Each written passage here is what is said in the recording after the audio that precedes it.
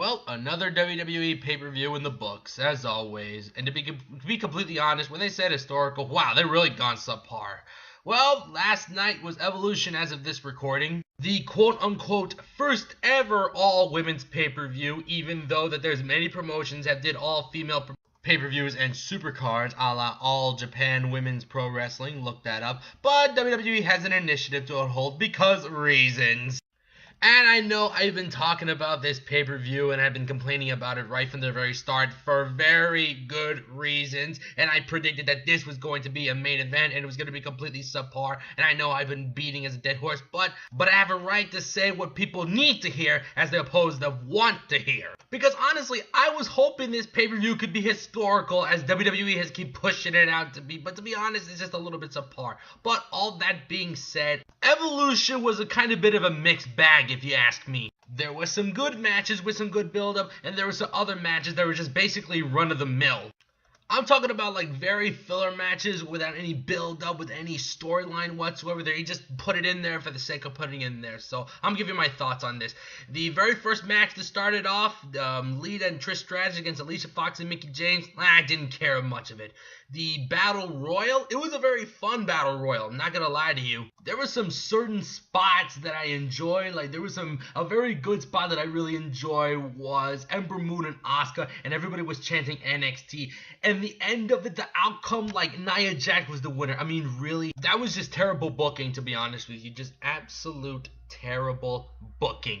A politically driven agenda booking decision, no less. I mean, seriously, how are you gonna have a pay-per-view called Evolution talking about the women's revolution, and yet you have someone who started Total Divas, really? And where's the NXT female talent in this Battle Royal? I mean, come on, really? Come on, you couldn't add any of them? Alright, let's move on. Now, one of the matches that I only gave a damn, that I was emotionally invested in, was the Mae Young Classic Finals between the winner, Toni Storm, and Io Shirai, who this year's Mae Young Classic Tournament just topped last year's Mae Young Classic Tournament, hands freaking down.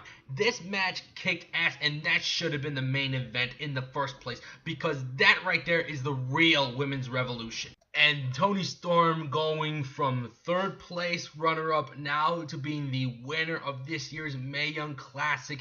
It was just absolutely beautiful, and the trophy presentation, and they were giving her roses, and after that hug with Io Shirai, it was just absolutely beautiful. But my only complaint that I have is that it only lasted 10 minutes. I mean, look at the chart there. 10 minutes and 20 seconds. I mean, like, really? Like, WWE had the goal to put the handcuffs on both Toni Storm and Io Shirai, and it just let it last for 10 minutes. I mean, this match could have lasted, like, another 10 minutes, another 20 minutes, you know, like, 25 minutes top. And then should have been a main event, given how the prestige of the Mae Young Classic has. But no, we don't want that match to outshine our main roster matches of especially the Ronda Rousey versus Nikki Bella. We cannot have that. Fucking idiots. Oh, that 6-woman tag team match, I don't even want to go to it because I just didn't even care the moment it started here. Let's move on.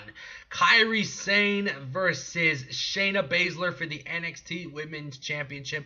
Basically a rematch from NXT TakeOver Brooklyn 4. And this is one of the matches that I wanted Mauro Ranallo to do play-by-play commentary on this and not Michael Cole. And this is 2 of the 3 matches that I only care, that I was emotionally invested on. I love Shayna Baszler being portrayed as a bully at NXT. It is done right. It is done perfectly. Much better than Alexa Bliss and Nia Jax, to be honest with you, because but that's neither here and there. Kairi Sane, I like her as the top baby face that everybody can get behind, but more specifically, it's Candice LeRae, and to be honest, but that match went all out, especially whereas like Marina Sharif and Jessamyn Duke, who's part of the MMA's 4 Horsewomen, like that really kicked ass. And Baszler just choking the life out of Kairi Sane with that hold. Ooh, I was like, oh my god, it was just brutal. And I was hoping that Kairi Sane would break out free And in the end, Baszler won, and now she's the two-time NXT Women's Championship. Now that is making history right there. Right freaking there. That's a two-time NXT Women's Champion, Shayna Baszler. Now we're moving on to the third and last match that I only give a damn about in this card. Becky Lynch versus Charlotte Flair in a last woman standing match. Now, as far as this angle goes between Lynch and Flair, I just find it so appalling that WWE claims that, hey, you can cheer for whoever you want to cheer, you can boo whoever you want to boo, but yet for some reason they wanted to paint this narrative that Charlotte Flair is the real babyface and Becky Lynch is the bad guy, solely on the basis is that they are always keep coddling and keep favoring Charlotte Flair because she's a Flair. Now, with all that being said, this is by far one of the best matches in the card at this point, in terms of the build-up, in terms of the intensity, and how they used all the weapons that they used under their disposal. And this match only lasted 28 minutes and 40 seconds. It was a very entertaining match, and this should have been the real main event here. You know, that part of the match right before the Mae Young Classic Finals, when that should have been the main event in the first place. But I digress. I mean, after, like, watching this match and then comparing it to that last woman standing match at that NXT Weekly show, it kind of overdid it, but I still had fun watching it. And last but certainly least, the alleged main event of this all-women's Evolution, Ronda Rousey, a PR puppet being used by the puppet masters of WWE to get the $2 billion deal, and the frickin' Kardashian, Nikki fucking Bella. A fucking Kardashian, a reality TV star. Well, let's be honest about this match. This match, I mean, this main event, it's like going on a 5-star Mountain Blue hotel and then going into this piece of shit City Inn motel. Like, seriously, the City Inn is by far the worst hotels in Miami. This is like having an awesome song between the duo of Kendrick Lamar and frickin' J. Cole to having a piece of shit song with Soulja Fraud and bum-ass Bow Wow.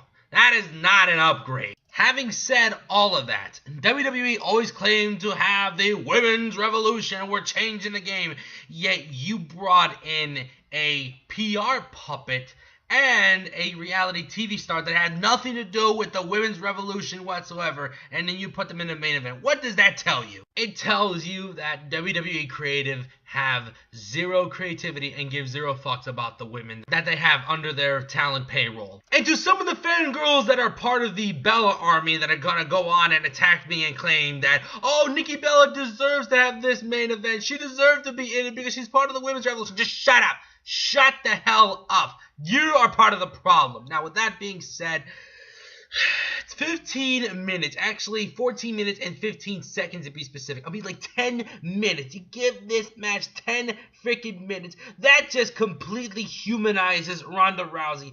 There's nothing special about her anymore. This main event is nothing special whatsoever. It's not going to be memorable. This is nothing more but an agenda-driven initiative match.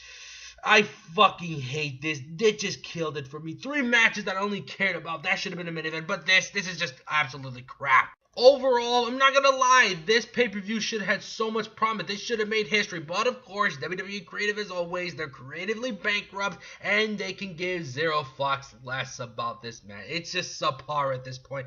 And this event was just to make up for the fact that women are not going to be allowed on a pay-per-view in a country that treat women very poorly. Yet WWE accepts blood money from Saudi Arabia. We'll see how this goes.